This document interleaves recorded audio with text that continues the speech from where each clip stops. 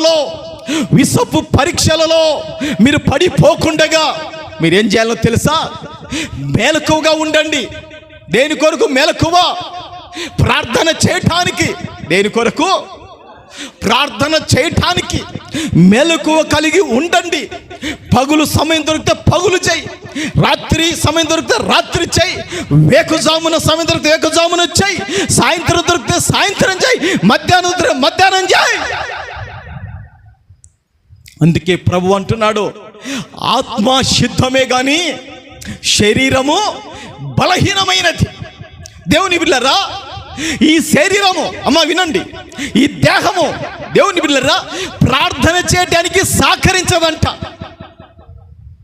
వాక్యం చదవటానికి సహకరించదంట, చప్పట్లు కొట్టడానికి సహకరించదంట. దేవుని బిడ్డలారా పాటలు పాడదాం,